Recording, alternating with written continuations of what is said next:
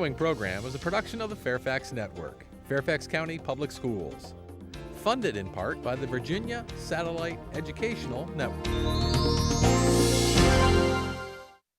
This program was made possible through generous support from the Donald W. Reynolds Foundation to George Washington's Mount Vernon Estate and Gardens. Presidential Perspectives is a co-production of the Fairfax Network and George Washington's Mount Vernon Estate and Gardens.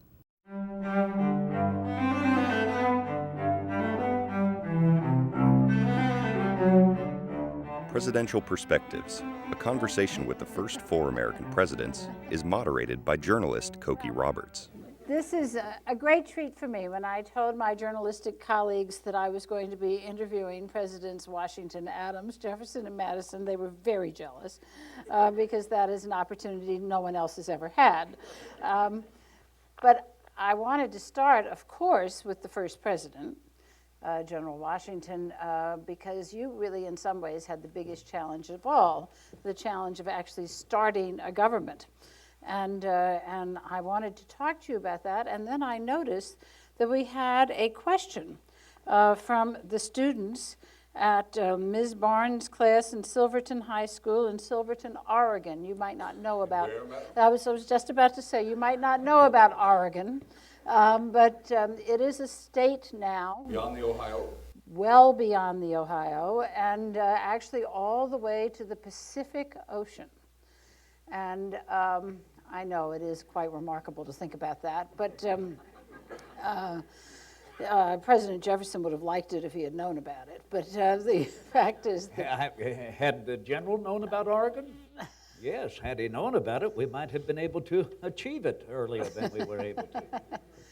But there was nothing. There was no Congress, there was no judiciary, there was no money, there was no place of government. It was a challenge. Madam, what there was the will and the resolve. We had just been victorious years earlier in a great contest. We were transitioning to a new type of government. There were many people that did not know what to make of this transition, and you can understand it. The entire rest of the world, at the time that we declare our American independence and again ratify our Constitution, the entire rest of the world is under the control of kings and queens and lords and ladies and people of ultimate power. And we constrain ourselves through our Constitution to a democratic republic, a small d and a small r. And it was, as I had writ back then, a path that was untrodden. I was frightened, if truth be told. You know, to establish the government is one thing. To make it happen and execute is another. And so I found myself faced with the establishment of major departments, the establishment of counselors from those departments, the heads of the great departments, I called them, dealing with Congress, which of course was always particularly interesting. Oh, you laugh, but I will tell you, the very first time I appeared before Congress, we had just completed a negotiation of a treaty with the Creek Indians down in Georgia. And I had to seek the advice and consent of the Congress. It didn't say how to do it in the Constitution. You report firsthand, or do you send a report? I decided to meet in front of them. Did you decide, General, to meet in front of them because you knew that your very presence often intimidated other men? Well, Madam, I'm quite certain that is not the case. I thought that it was the appropriate manner to seek their advice and consent directly. To cut to the end of the chase, my recollection is that they argued and argued and argued and argued. Congress is made up mostly of lawyers. They are always arguing about something. And I remember saying to my aide, Colonel David Humphreys, that I am damned if I will ever set foot in that Congress again.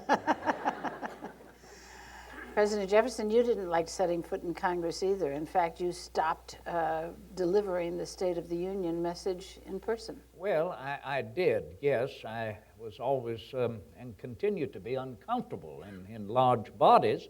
Not so much because I am uncomfortable in the midst of my fellow man and my people, but no, simply uncomfortable that whatever I may say may not be heard then exactly as I would desire it to be received. So as a consequence, I would always read my speeches before Congress and therefore get it precisely correct as I intended, and no matter what someone might hear or desire to hear for themselves, I'd then turn it directly to the newspapers so they might print it distinctly as I wrote it. So you're absolutely right that I preferred, rather than appearing before Congress, to send my State of the Union messages there.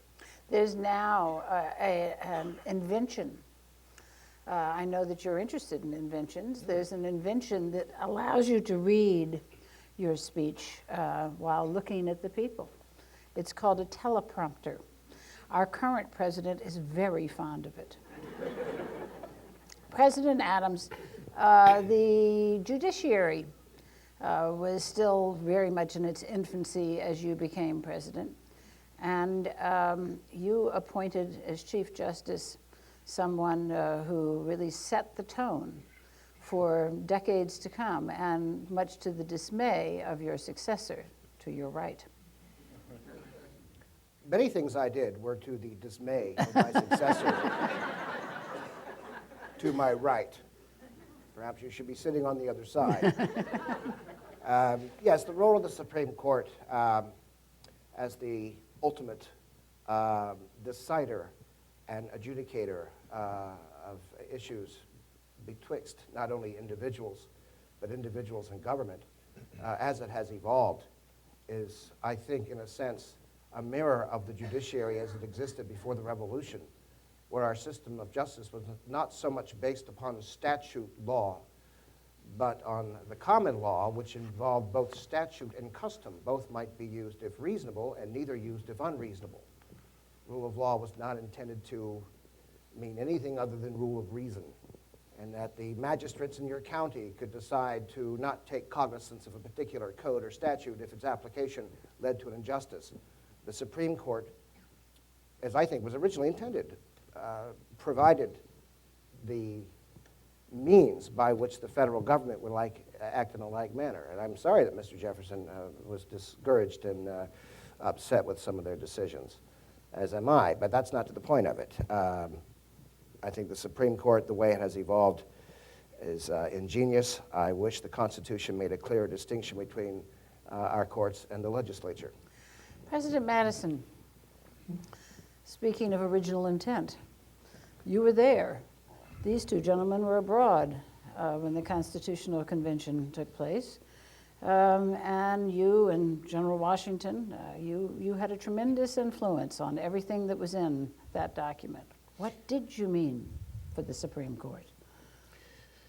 Well, the Constitution, as it certainly evolved, is the work of many heads and many hands, and hardly can be attributed to the effort of any single individual. Even one referred to as the father of the Constitution? Well, one cannot control the accolades others would bestow upon themselves. I follow my wife on many instances and find she precedes me in such matters, so I will not be surprised if she's called the mother of the Constitution. There are many issues about the Supreme Court, but there's an overriding concern, I believe, amongst those members that elements of jurisprudence were so disseminated amongst the states and so much an influence amongst each of the states, the sovereignty of the states being so well guarded by each of the states, that to introduce a new national government, and thus also what naturally follows a Supreme Court, is to raise the issues of where elements of jurisdiction would take place, where the distinction between state law might take precedence or be subservient to national law. And so in writing the Constitution, it was left to the first Congress to render a judiciary act that would form the structure of the judiciary. And from that, the collective wisdom of members of Congress then might determine what the structure might be. And as a result, actually, each of the members of the 5 members of the Supreme Court was to take a different district rather than to meet in concert with one another. And many decisions that arose within their various districts then came to the attention of each Supreme Court justice rather than the collective body, as was the case with Mr. Marshall. Mr. Jefferson is nodding agreement there. Of course, Mr. Marshall was your cousin in addition to being the Chief Justice, and that there didn't seem to be a lot of family fealty in that relationship. Well, of course, Virginia is a vast network of cousinry, is it not? And we all remain quite divided in our political opinions, as it should be. After all, that is family, is it not?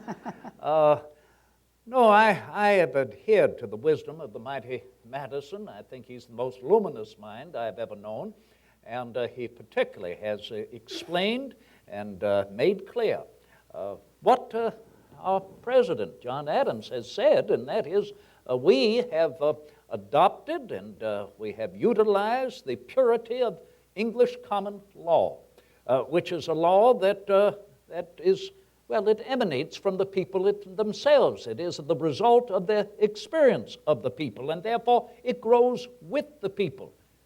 That body in our government, elected directly by the people themselves, is the legislative body, and therefore they are ultimately responsible for the creation of the laws of our nation. After all, sir, a child of 14 cannot wear the same clothes at the age of 40. Our laws and institutions must grow as we grow as a people.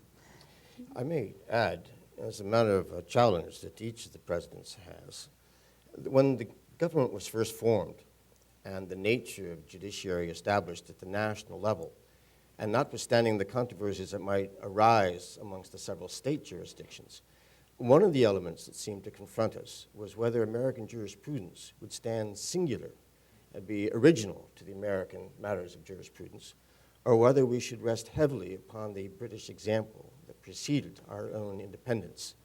And the nature of common law already addressed seemed to inculcate in many of the people British practices of law. Well, I think that, now that we've been here, I know this is difficult to really think about, but we've been working at it now. I know, I hate to say this to you, but for a couple of 100 years. And so I think we're not going to debate this any longer tonight. Let us move on. I agree, Madam. What I heard was, well, it was 3 lawyers. General, I'm curious. I know that while you were commanding the Army, that you found that there were problems with the decentralized federal government. But Virginia was such a strong force. And the states, when you referred to my country, you meant Virginia. Correct. What made it so that you felt comfortable coming into this much more central government? Well, that is a bit of a transition in and of itself, Madam. I was a loyal subject of the King. I served King and country in the French and Indian War. It's what caught Mr. Adams' attention and why he nominated me, in essence, to be Commander-in-Chief. Well, it might have also caught his attention that you arrived wearing your militia jacket. I did, Madam. I did so because I wanted to show my strong support of a military response to the British aggression. And also he was not from New England. And if truth be told, I wanted to be named a senior officer. In my mind, I wanted to be the Commander-in-Chief of all the forces of Virginia, not the Commander-in-Chief. I never saw myself particularly as a military genius. Does any of you really think that's correct? You were there. You were at the Continental Congress. Do you think that he expected to be the Commander-in-Chief? I am in no position now, nor will I ever be, to refute anything General Washington says. Madam, I can assure you that I enlisted the assistance of fellow Virginians to try to block the nomination. General, I think the Virginians really did know what they heard. You were there. You're a Virginian. Yes, I was there. I had already begun to collaborate with Mr. Adams, and I will never forget and can readily remember it was near unanimous that Colonel Washington be appointed the Commander-in-Chief. In fact, to receive the rank of general, the very first general to be commissioned by a representative body of the people themselves. Remember, we were denied the rank of general in the colonies of Great Britain. We could never possibly achieve that rank. We could only be appointed colonels and receive the same. So this was an extraordinary achievement on behalf of something purely American in our interest. Thomas, you have me spinning back because I remember when I was commissioned, I thought that it was the oddest military commission in history. I was commander-in-chief of an army of one. Right. There were no other officers. There were no other enlisted men at that time. Well, the Army of New England laying siege to Boston was, of course, at that time adopted by Congress to be the Continental Army. But they were militia up to that point. And geniuses started joining you very quickly. People like Nathaniel Greene and Henry Knox came quickly to your camp. It was a remarkable confluence of great talent, and let us not forget others as well, Colonel Arnold. And Who ended badly. that is a story for another day, but you are partly correct. because of Miss Shippen. But President Jefferson, you talked about Americans couldn't even become general. It's not one of the grievances you listed in the Declaration of Independence, but there were many others. And as you say, you and Mr. Adams were already collaborating at that point. Why did it take you so long? Mr. Adams, I've read your wife's mail. And she was very, very angry that you were just, as she felt, you were just nowhere near staunch enough against the British, and that you should have declared independence considerably before you did. How have you come to read my wife's mail? It was intercepted. No, had it not been for Mrs. Adams, there would have been no Mr. Adams of note, and not just supporting me in independence. I had to, Congress could not agree on anything. Everyone was a great man. I mean, if there was so much as a resolution that 2 + 3 = 5, we would have debated upon it for the next 3 or 4 days before it was finally accepted. It was astounding what it was to get anything through Congress. Everything was debated. Everything was debated inside and out. You would look at one particular issue, I don't know how many different ways, and now here we are proposing that we commit treason. For treason it is if we fail. In the history of the world, no colony had ever broken away from the parent state without the parent state's acceptance or acknowledgement of it. The fact that Mrs. Adams was so adamant for independence and so much in support of not only my endeavors, but the endeavors of Mr. Jefferson and others. Indeed, it was proposed by a Virginian, Mr. Lee, the House of Burgesses in Williamsburg, the convention having adopted it. But this is only I cannot begin to express you the support of my dearest friend, my Abigail, not only in moving for independence, but in traveling to Europe with her 10-year-old son in the winter time, with the possibility of being taken by British frigates at any time, if not destroyed by the very oceans themselves. You traveled to Europe. Yes, I did. Yes, I did. And she, indeed, we discussed her coming to France as well, but because of the dangers and the fact that someone needed to maintain our homestead in Braintree, Massachusetts. To keep the family going. Absolutely. And the sacrifices she made and the fear she faced daily, it certainly rivals I did think the it was anguish somewhat of any rude soldier. of you at one point, though, to write to her from Philadelphia that if it got truly dangerous, she should take the children and fly to the woods. And then you went out to dinner. How many letters have you read? You know, Madam, to your original question, if I may bring it back full circle. I told her to because burn those. Thomas was speaking about collaboration. It is critically important to your understanding of your history that you are clear about the fact that when we did come together in Philadelphia City for the initial Congress and then subsequently 6 months later, we were citizens of 13 separate countries. We were absolute strangers to each other at that first Continental Congress. We had separate economies, separate armies. 9 of the colonies had standing navies. Complete and utter distrust. And so it is remarkable when we came together. Well, I'm sorry to tell you that it's still very difficult to get something through Congress without a lot of argument. Mr. Madison, you are the only one of these presidents who served in the United States Congress. And you almost didn't get elected. You know, the people now today have something that they talk about gerrymandering and drawing districts, but and talk of redistricting. But the very first districting, you had a governor who tried to draw a district that cut you out, drawn like a hand. The fingers were all to elect Mr. Monroe. The effort of Mr. Henry was to choose 8 counties in Virginia, the most of whom had voted against the Constitution during the Virginia ratifying convention. And by so assembling that element of counties together, he could be ensured that they would not be voting me to be in the House of Representatives. He first contrived to have my name third on the list of 2 that were chosen as senators.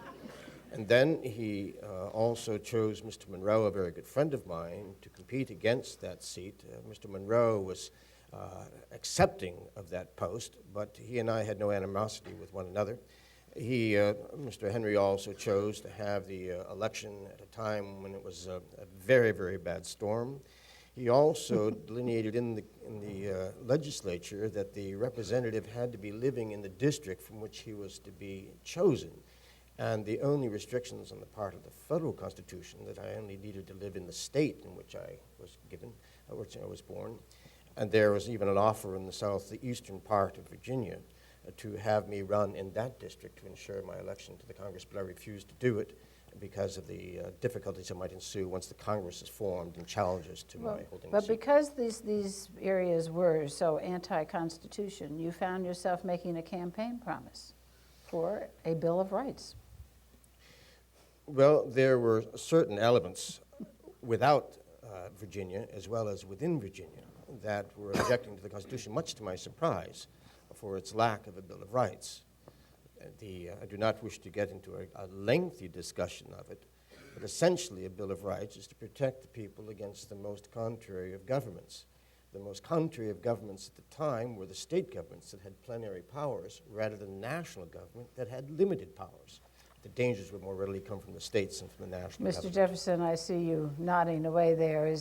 You would not have been happy without that Bill of Rights. No, I certainly would not have been, and the very suggestion that Mr. Madison took upon the concern allied himself then with the general interest of Colonel Henry. Patrick Henry's greatest concern was that he did not trust the federal government, that it should be anchored with a Bill of Rights, securing these rights unto the people that ought to be protected by the government. And it is the very same concern that I held 3,000 miles away across the ocean in France when I read that delightful manuscript of our draft of the Constitution and wrote back that I am captivated by this, the shortest document of its kind, creating a government to check its own power, vesting the greater influence within the 3 branches in the legislative branch, and with a prologue stating, "We, the people of the United States, in order to form a more perfect union," thereby recognizing that our government is not perfect. We continue to strive to make for a more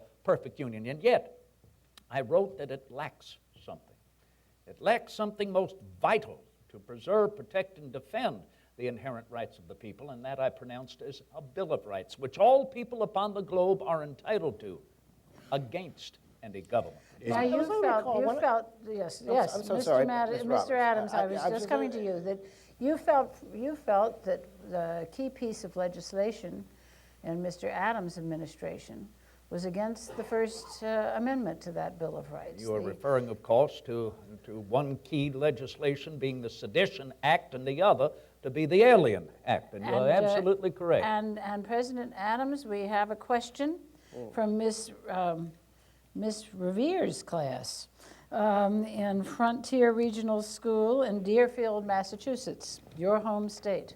And the class wants to know why you supported those acts, the Alien Act and the Sedition Acts. Well, as Jefferson said earlier, our republic is evolving and that the laws are passed by the legislature, and it is the legislature that passed the Alien and Sedition Acts. And they were supported by me. I did not propose them, but I did support the principle of it, and that in the name of a free press, for God's sakes, Jefferson. I do not advocate a press that is controlled by the government any more than I advocate a press that is controlled by an individual for his own gain, his own agenda. Let us refer back to the election of 1800. How many newspapers did you purchase? The perception in 1800. Now think on this, think on this. I'm the son of a farmer and a shoemaker. His father before him was a farmer. I was raised knowing the joy of toiling with my own two hands. And yet, because of the newspapers in the election of 1800 owned by Mr. Jefferson, the perception is that I was a monarchist, while Jefferson, living atop his mountain, enjoying an opulence many Americans cannot even imagine, provided by bondsmen and bondswomen held in the most cruel slavery, is recognized as a friend of the working man. Your wife referred to it as the scurrility of the press. You read that letter too, did you?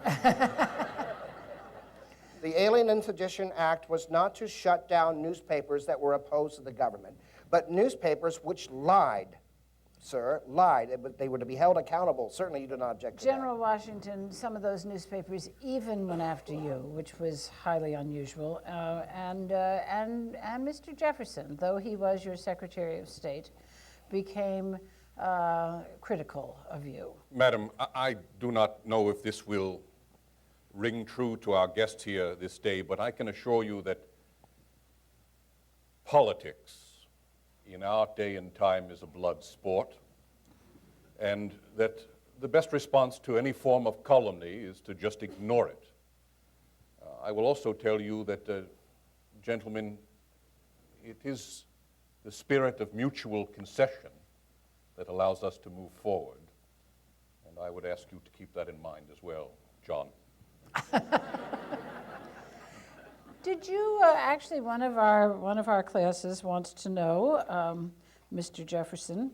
This is from Miss Tullis's class in Brandon High School in Brandon, Mississippi. She says, "Did your opinions change about President Washington once you became president?"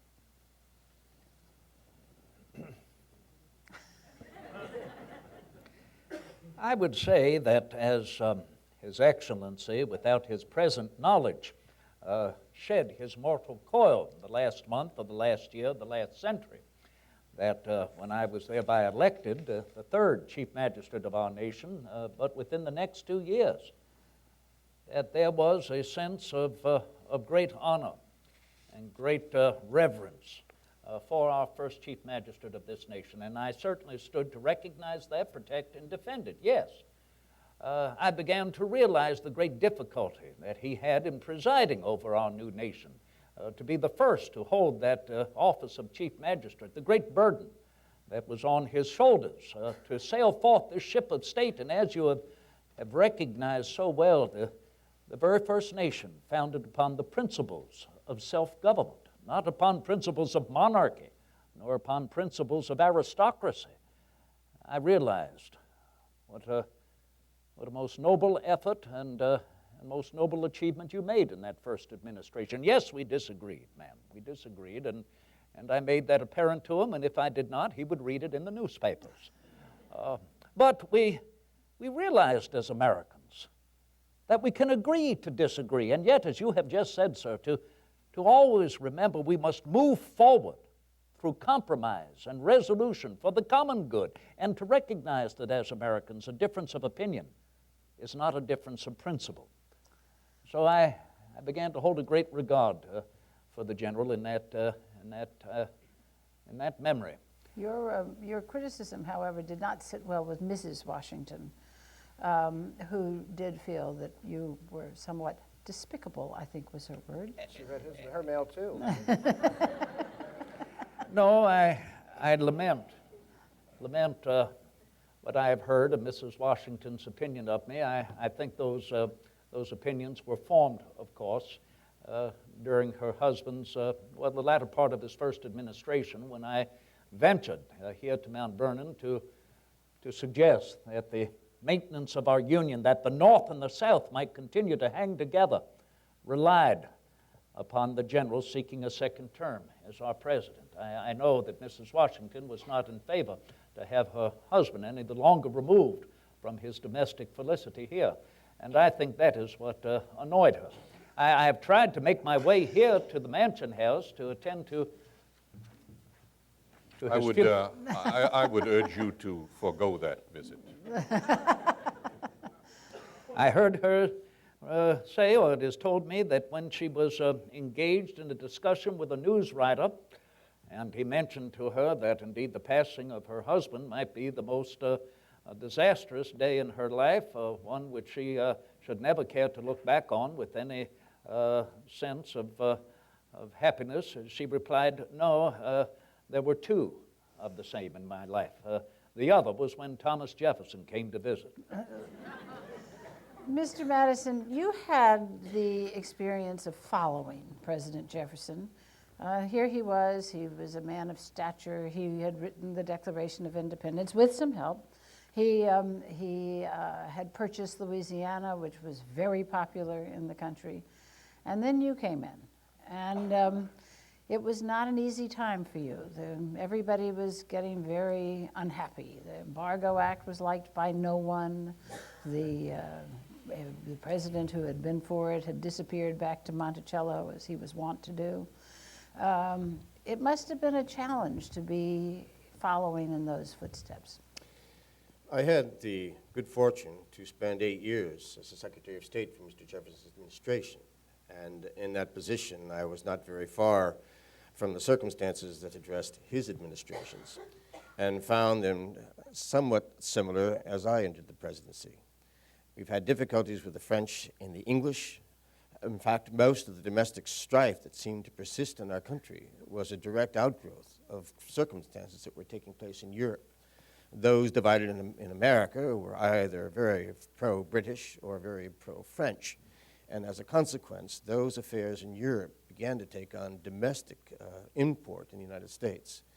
And in entering the presidency, in fact, I like to think that at least at first I had some reprieve when the British had sent an ambassador to the United States, known as Copenhagen Jackson, and I met with him for 3 days and then dismissed him, saying to the British that we would no longer accept such an ambassador that they had sent in Copenhagen Jackson. And these matters, when I entered my administration, there was a surplus of nearly $850,000. When Mr. Jefferson entered into his administration, there was a deficit, I believe, of near $90 million. $90 million. Can you imagine suffering a deficit of our nation, $90 million in arrears? And Mr. Jefferson and I both enjoyed the company of Albert Gallatin, as Secretary of the Treasury, who was able to alter those figures considerably in a most open and very favorable fashion. You know, Mr. Jefferson, speaking of Secretary of the Treasury Gallatin, when you came in, you fired so many Federalists from the government that he was having a hard time filling the positions in his department. And he suggested to you that perhaps it would be wise to hire some women for those positions. And you said that that was something that the country was not ready for, nor were you. Your next question.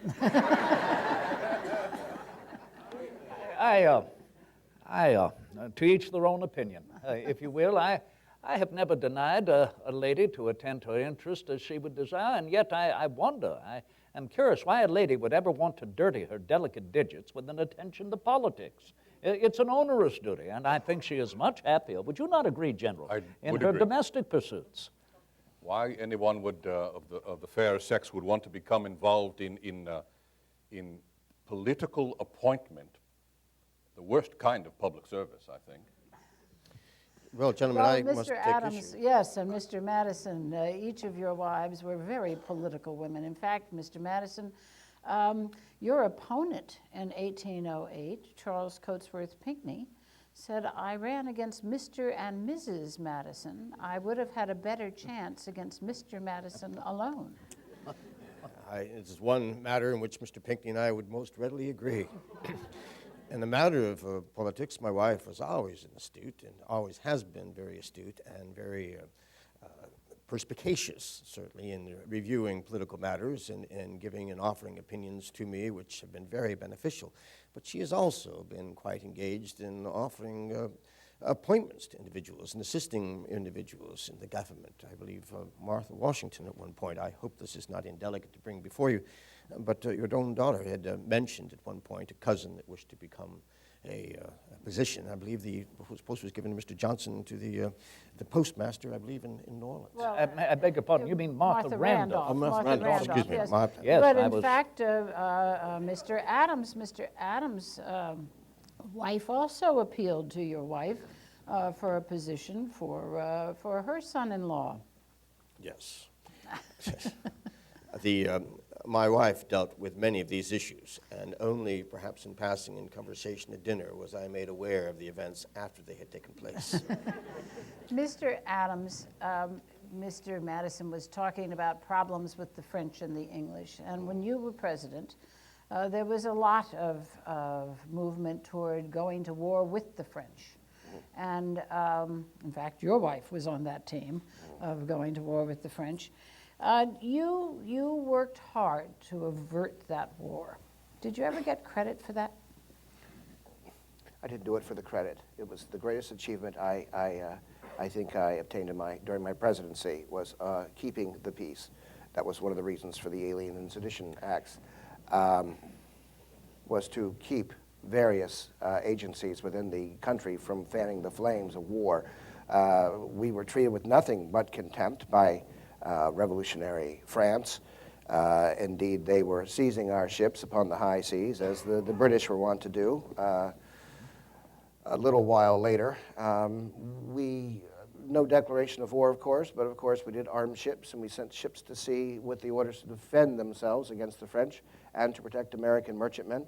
And I'm proud to say that I played an instrumental role in the founding of the United States Navy, which Mr. Jefferson used to good effect when he had opportunity to do so, even though at the time he was much against it.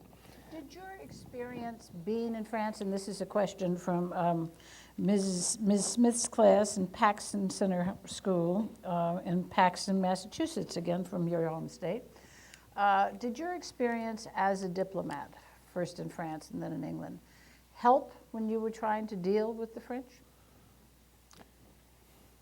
In a sense, it helped because while I was a diplomat in France, I learned not to trust the members of the French government, but I was greatly pleased with the people, with the humanity that I encountered. And speaking of women, they were largely very educated and very much involved with what was going on, regardless of their status. You did write home about that. It was not a well-received letter. That's true.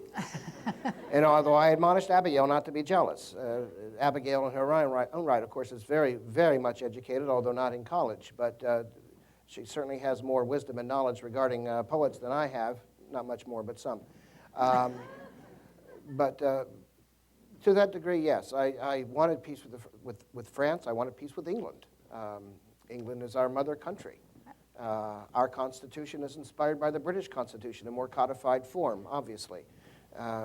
Mr. Jefferson, you look like you're having trouble holding your tongue. There's no need. Well, no, I'd wish only to say that I condone President Adams' actions in keeping us out of war. I was very much concerned that we might find ourselves at war with our former ally. And yes, while I certainly was not in favor of the French attacking our merchant vessels, suppressing our sailors to serve in their navy, I was very much appreciative of your efforts to keep us out of war. However, I do not believe that the Alien and Sedition laws bore any effect upon it whatsoever. In fact, Mr. Adams, you're wont to state that those laws were not passed by you. I agree. They were passed by the Congress indeed, a Federalist Congress, predominantly Federalist Congress. You did have the opportunity of veto, General you know, Washington, but you look, encouraged General the elements Washington, of Sir, the the first political Say- party was the Republican Party, started by you because of your objections to those people who supported the Gentlemen, I beg your- Constitution. Gentlemen, may I remind you that we have guests? General Washington, you didn't expect parties. Madam, I believe that political parties are by their nature inevitable. You asked earlier about the formation of the government. It was from within my council of the departments of the heads of the great departments that I believe these factions began to form. And I very simply believe that Political factions, divisions, and party do not bode well for this country. I believe by their very nature they tend to elevate one individual above all others, and that the party supports that individual at the cost of the common good. And if truth be told, I believe that politicians by their nature tend to twistify the very engine that puts them into office.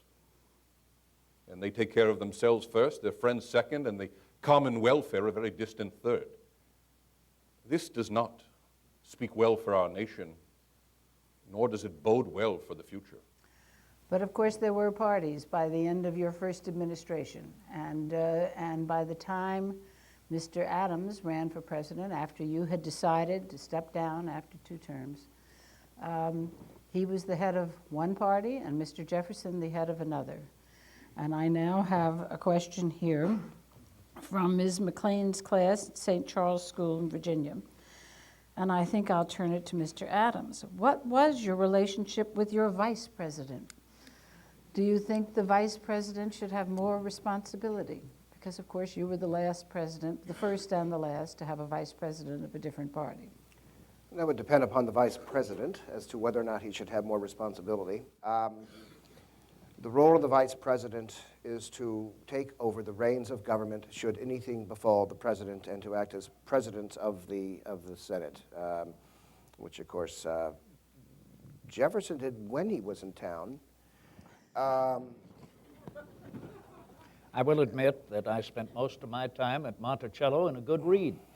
I've always said the mind of man never conjured up a more useless office than that of the vice presidency. Of course, your vice president presided over the Senate, over an impeachment trial in the Senate while he was under indictment for murder. Well, yes, but only for a few months. He did not seek the office of vice president in the presidential election of 1804, nor was he invited to do so. But you are correct that. And my vice president, I may say, was by the very same default in our Constitution, which is written, whoever receives the second highest number of votes automatically becomes the vice president. And thereby, yes, the one who has contended is now expected to ally with the victor, which is an Your Excellency, it is an impossibility in human nature for that to occur. And therefore, as you said earlier, yes, a difference of opinion is to be expected and, in my opinion, to be encouraged. That is what provides the energy of our nation, particularly the reconciliation of differences of opinion. And as you have said many times, Thomas, it befits this country and it benefits the people of this country if we keep in mind the spirit of 70 and 6. Oh, that's correct. Thank God you can rationalize anything. Mr. Adams, you've talked about keeping us out of war with France and about establishing the Navy. We have a question from Ms. McLaren's class at Claremore High School in Claremore, Oklahoma, a state. Yes, former Indian territory. But where else is it coming from? Mr. Madison, I think I'll turn it to you. What do you think was your greatest contribution to establishing the security or the posterity of the United States? It has to be the invocation of the Constitution. When the defects of the Confederation under the Articles of Confederation were made apparent, it did carry us through a long and arduous war through the devices of many and most trying circumstances, I may add. But when the war was concluded, and it was obvious that the Articles of Confederation would not meet the needs of the collective states or each individual states, the introduction of a Constitution became very, very critical. But it was not just the Constitution. It was the invocation and construction of Republican government, both at the national level and at the state level, that became very critical. The Constitution is a reflection of that presumption and that assumption of what a Republican government can and should be. There were no precedents to address these issues of what a Republican government should be. We had a frail understanding of human behavior. The matter of factions turning into parties, there was a suggestion, I very clearly felt, that with a diverse republic, many factions would arise, organizing themselves according to the particular issue. And as each new issue introduced, it would form an entirely different construction of a faction. And these would persist through each successive issue with the Congress, and thus perhaps come to some reasonable conclusion to the issues that face the nation. The introduction of the Constitution seems to be the most important structural contribution, not only for our own generation, but for successive generations. Mr. Jefferson, you apparently were puzzled when you read the Constitution about the Senate. Why should we have a Senate, you asked? Well, and yet not denying that there ought to be some element in our government that is consistent, that remembers where we have been in order to know better where we are and where we are going. I did question that a Senate should be one, say, appointed by state legislatures. Might it not be a body that is elected directly by the people themselves? At the same time, I realized that it maintains a stability in this new nation, a balance, if you will, of the smaller states with the larger states to be represented with 2 senators. But I certainly had that question of appointment and of election of the body, but never questioning the stability that it could provide. Now, when you talk about elected by the people, General Washington, when you're talking about election by the people, you're talking about white men over the age of 21 who own property? Correct. Or pay taxes. But there are no other people that you would think should vote. Well, madam, you know, it is interesting. You are suggesting something in your question. I'm asking a question. She works for a newspaper. May I return the question? Who do you have in mind, ladies? I have in mind ladies, I have non-property owners, non-taxpayers, people of color. You know, my dear, I would suggest to you that this is an evolving republic. I would suggest to you, without any form of apology, that we remember the words that Thomas uttered not 30 minutes earlier, that a boy of 14, or a man of 50 cannot wear the same clothing as a boy of 14. And I would imagine that this document, our Constitution, which forms the basis of the laws of this nation, it is an imperfect document. But make no mistake about it, an imperfect something is better than a perfect nothing. And so I can imagine that as this country evolves, ladies will receive the vote and others as well. You know that New Jersey granted women the vote, and they took it away from them. And free blacks. Women and free blacks had the vote in New Jersey. And in North Carolina, blacks vote. And of course, they took it away from them. But if I may, General, forgive me for interrupting. By all means. The tradition of voting prior to the Revolution, the only office that one voted for was your representative in the tax levying assembly. To maintain, the notion of taxation is the right of the taxpayer. Taxpayers tax themselves through their elected representatives. Since the Revolution, we seem to be inclined to elect everyone, and this is definitely an aspect of the Constitution which needs to be addressed. As far as women participating in government, gentlemen, while we were British subjects, we had several female heads of state.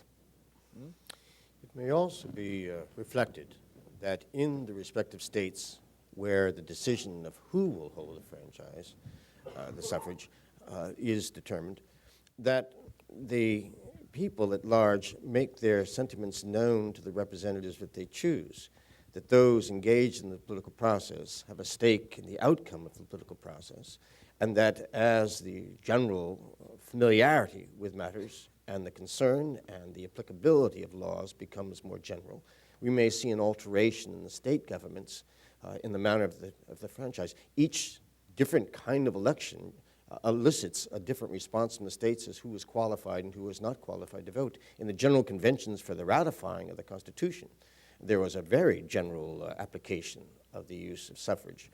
for individuals, whereas in the election, perhaps, of the representatives from each district, it was more constricted. And think not that women don't vote. They do. They may not be publicly polled, but in the home, they most certainly do vote. There have been some suggest that to give women the vote would only double the influence they already exert on political outcomes.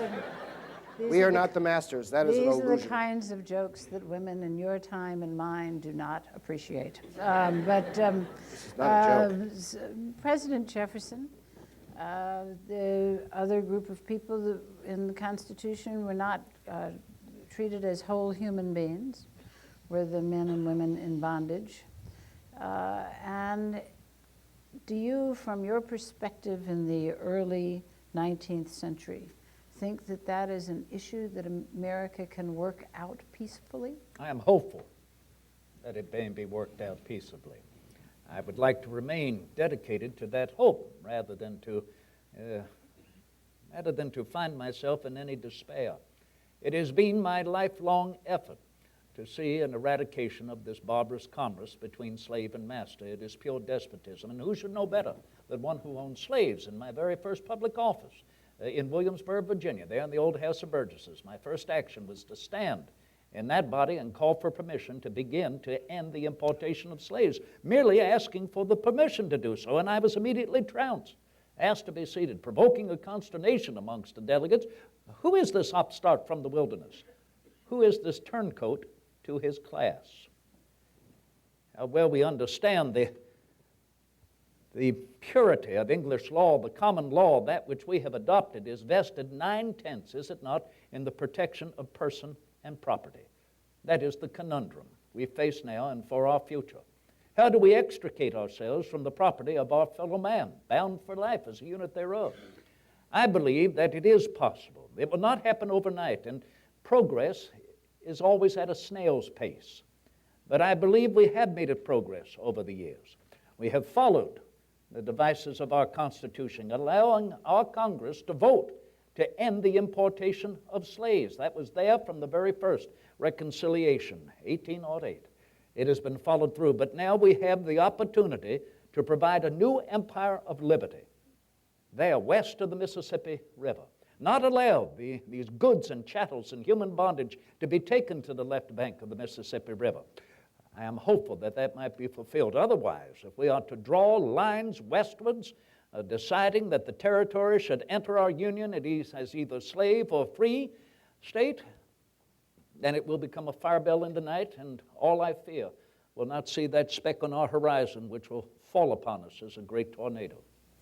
Mr. Adams, this was an institution that you felt was evil from the beginning. Well, certainly. And it is inevitable that those that are kept in this cruel slavery will ultimately be freed. I was just thinking as you were speaking about our earlier conversation about women. English common law, men and women have the same rights. No one having the right to vote, no one having the right to participate in government. Those are privileges, except the monarch. We've had kings, we've had queens. That is the only office in government one enters by right. As a republic, we maintain that the right applies to all. So inevitably, women will certainly be having a full voice in government, as will those people who are now enslaved. It is inevitable. We will not likely see it, but it is most certainly inevitable. Mr. Madison, this was a Constitution that you, as much as anybody else, crafted. And do you see, looking to the future, do you see the nation holding together over when this crucial issue comes before it? I believe every generation will suffer crises and issues that they are seemingly unable to address. The Constitution and the government formed under the Constitution at least provides the means by which they have some hopes of resolving the issues that are extant amongst them. In this respect, the Constitution may be perhaps the shortest document, as Mr. Jefferson has suggested. It's been followed by Poland in 1790 and a few other nations since that time. We were concerned with establishing a republican form of government, not resolving political issues during that convention. And I believe the government that was formed, however hazardous, and there were so many instances at which each step the whole enterprise could have fallen apart. That the fact that the Constitution was ratified by the several states and has been engaged for at least 20 years now, in my experience, I have every hope that it will continue because it is not so constricted. When amendments may be proposed that will constrict the structure of the government, we may have more problems than we wish to address. Mr. Washington, General Washington, can you look forward and imagine that Constitution that you presided over, that convention, that hot September in Philadelphia? How long do you think that Constitution might last?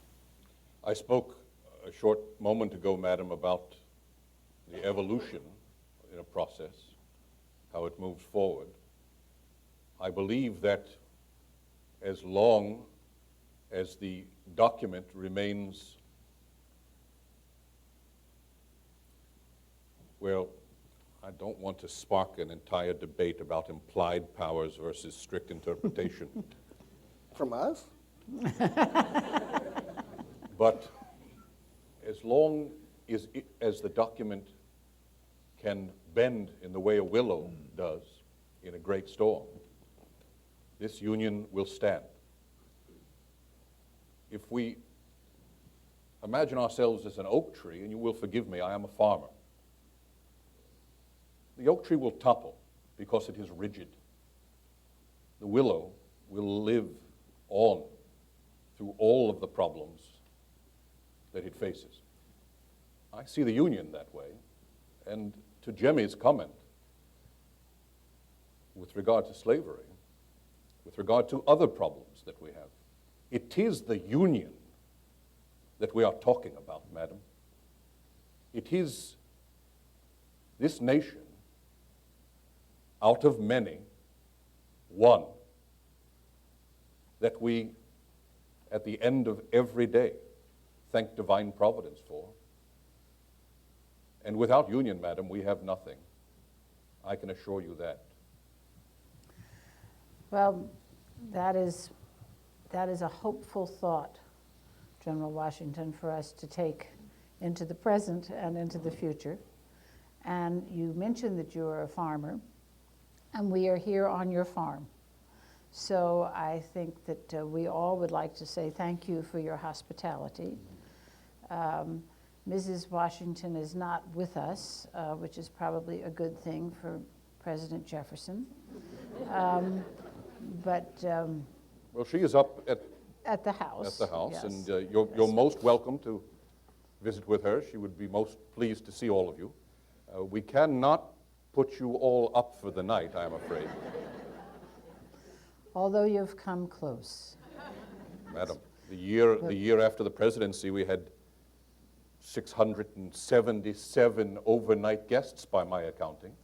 Which is why I always refer to it as Martha and George Washington's Mount Vernon. Thank you so very much, President Washington. My honor. President Adams, President Jefferson, President Madison. Thank you. It's been a delight to be with you tonight. And thank you, Madam.